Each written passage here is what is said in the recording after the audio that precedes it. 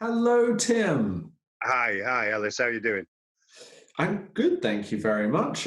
Just sat in my dining room right now. Nice. Yeah. Nice. How are you? Yeah. Fine. Yes. Given the circumstances, I mean, we're getting used to it now, aren't we? I mean, kind of 2 months into the lockdown, we're kind of used to it now, I suppose, aren't Yes, we? yes. I actually didn't have any acting work at the start of the year, so I've been doing lockdown since January. I'm golden. Yeah. Well, I know what you mean there. I had a very quiet January and February, and things were due to pick up around the time the lockdown kicked in. So that was unfortunate because I'd had a couple of months that were like a bit of not exactly a lockdown, but a couple of quiet months anyway. Never mind. Yeah. Well, that's the thing. I mean, because we were filming in November, that Mhm. basically cut out all panto and theatre. And all of that was going on into January and the start of February. So we'd already missed the boat. So there was just no work. No, I had a summer show lined up. I know at least one of the other cast members did as well. Obviously, I'd be in the middle of that now if that had been going ahead. So that's a shame. Yeah. But, What was the summer show? well, it was going to be a devised piece, or at least partially devised by the cast, and the company's called Time Won't Wait, and they perform mainly at open air events at festivals and stuff like that. And it was I was looking forward to it. And they were. It was occasional performances, full-time rehearsals, but then occasional performances paid on a performance basis. Yeah, I think they're still hoping to do it either at the end of the summer or next summer or something like that. But yeah, so disappointing, but there you go. Yeah. And it's been such a beautiful summer for it as well. Yeah, I've been out and about quite a lot taking photographs in the local area. I'm starting to appreciate my local area much more because you can't go very far, can you? And also the air is so clear, the sky is so bright and everything, and it's lack of pollution. And you're not in London, are you? No, no, I'm in Sandy, which is north of London. Yeah, Bedfordshire. Yeah, but in London, the air is noticeably clearer than what it usually is, so it's better for photography. You can get out and about and take pictures. And yeah, that's the one good thing about the lockdown: lots less traffic, lots better air quality. Well, yes, that's the. If we could take one positive from it, the air pollution across the world, because Yeah. of not just of cars traveling, but obviously air traffic. Mhm. There was an article on the BBC website about how the largest hole in the ozone has actually now closed. Yeah, good. Well, yeah. So there are some positive sides to it as well, aren't there? Yeah, yeah. Hmm. Okay, so to my first question, Yeah. have you been able to do anything creatively, artistically in lockdown? Yeah, a little bit. I That summer show I was talking about always did have a recorded element to it. It was always planned that some of it would be pre-recorded. So I've done that, recorded it on this phone, emailed the sound files off. That's being edited together. But there always was going to be some pre-recorded stuff to the show. So we were able to do that. I was given instructions as to what to do, but had some leeway myself as well. And essentially what we were doing, we were pretending to be other people. I mean, obviously we're actors, so we're always pretending to be other people, but we were pretending not to be cast members, but to be other people, not cast members, if you know what I mean.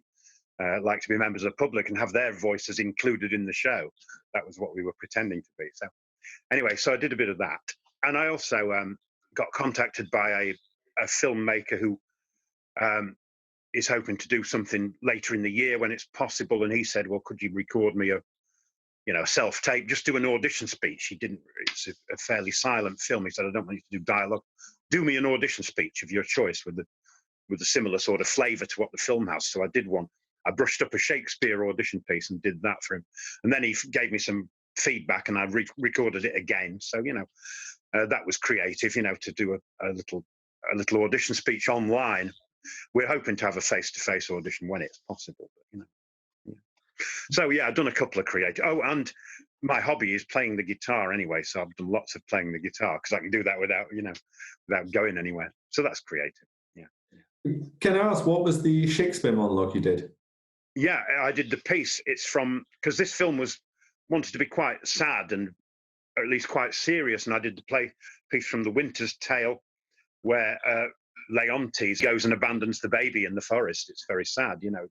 Says goodbye to the little child, you know, little perditor, I probably call it. You know, he goes and leaves the kid. I shortened that down and did that because I've used it in live auditions as well. You know, for an older person in a sad, in a kind of sad mood. That's a good bit, you know. So it's a great monologue choice, especially as you say for an older actor. If you show up giving them Lear, the director will be like, "Oh, I've heard this 1,000 times." yeah. We were told when I was training a long while back now, there are certain audition speeches you don't do anymore because they're so well known, you know. So that was one of my own choices for a sad bit, you know. Yeah. I was once at an audition where you could do anything, and one of the actors showed up and stood up and started to do To Be or Not to Be, and I just was cringing. Yeah, that's a sure sign that they're not that fully trained, isn't it? Because most drama schools would say, don't do that, you know. One or two others don't do, is there a dagger before me either, you know, get rid of all daggers, you know. Yes. Yeah. Anyway, yeah. My second question is, do you have any advice for people in lockdown about how you've coped with it and anything they could do to help cope with it? Well, yeah, okay. I mean, obviously we're only halfway through coping with it at the moment, aren't we? You know, but so far, I mean, one or two people have said, you know, one guy who I admire, who's a musician and does other things now as well, he said, I knew I had to make it work for me. And I felt that as well early on. I've got money coming in because I'm furloughed by one of the jobs I was doing. One of my day jobs gives me furlough money. So I've not got money worries. It was all the time on my hands. It was 7 days a week, every one the same as the other one. I knew that was going to drive me nuts. So I have looked for some other jobs which are not on furlough, and I've started doing some other work on a part-time basis. It's you know, it's not furloughed. It's a job that's still going on, even though we've got the lockdown, and it gets me out usually 3 days a week. And yeah, and I could possibly do it more if I wanted. I don't know anyway, but that has kept me going. The fact that I've started a new day job, different from the other one I used to do. I've been doing my other day job 20 years, so I knew it was time to move on from that sooner or later anyway. This is the time to move on. You're being paid for doing nothing, so you may as well use the time to try out some new stuff. You know, you've nothing to lose, kind of. So that's what I've done. It just gets me out of the flat. I couldn't stand.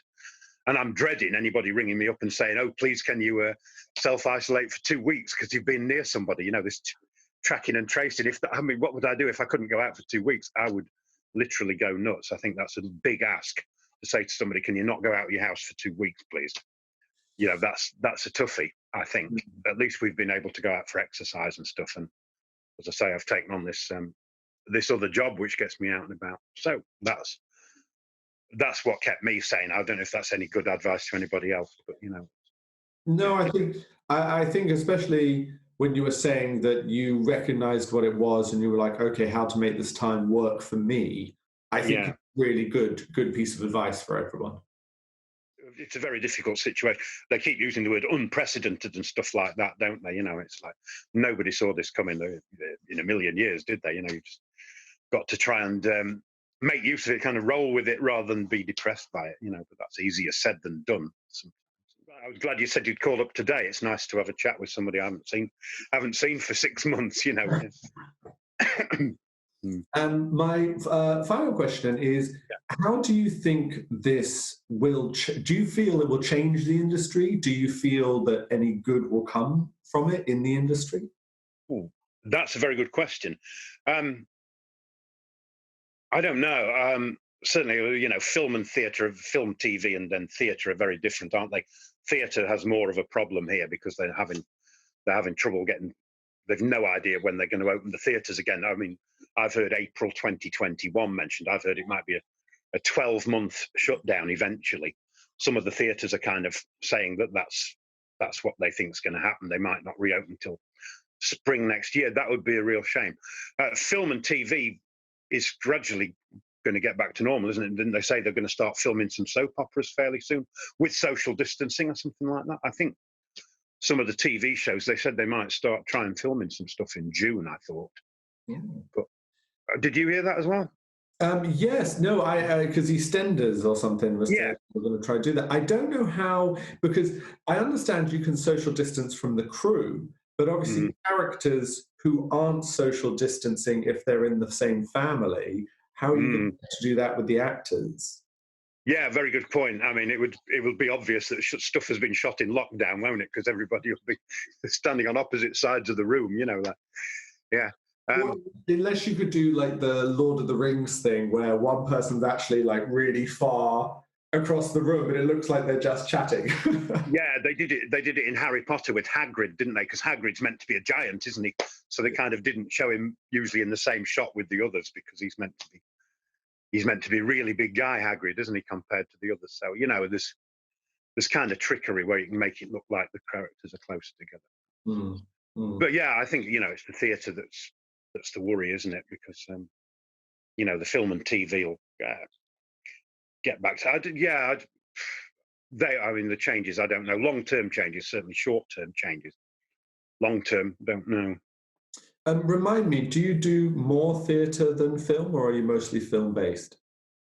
My CV is more theatre than film, but lately, last few years, I've been tending to do more film, TV stuff than theatre, as it happens. That's just the way it's been, But yeah, in the past, certainly I tended to do more theatre. It depends who you've got for an agent as well, doesn't it? Yeah, I did quite a lot of theatre in the past, built up a fair theatre CV but it was quite light on film and TV. And nowadays, I've been doing my last few acting jobs have all been filming. Yeah, mine too, actually. Yeah, that's the right one. One thing I was going to say, of course, yeah, I've got another theatre job that was on hold because of lockdown, as I mentioned earlier, so I'm still keeping hand in theatre-wise. Sometimes you'll go to an audition and they say, you haven't done any theatre for a few years. And it looks bad then, I mean, like you've sort of got stage fright or something. Why aren't you doing any theatre? So, yeah, one of the jobs that's been called off due to lockdown was a theatre job. I do still do that. Anyway, yeah, sorry you were just saying, cheerio. Yeah. No, that's perfect. Thank you so much for our little chat. Right. I'm pleased to see you're so well and being very proactive in isolation. Trying to, yeah, things like this keep me going. It's nice to hear from people again and everything, yeah. Same. Yeah. Okay, well, you take care and we will chat again at some yeah. for filming. Okay. You take care as well. Cheers now. Bye.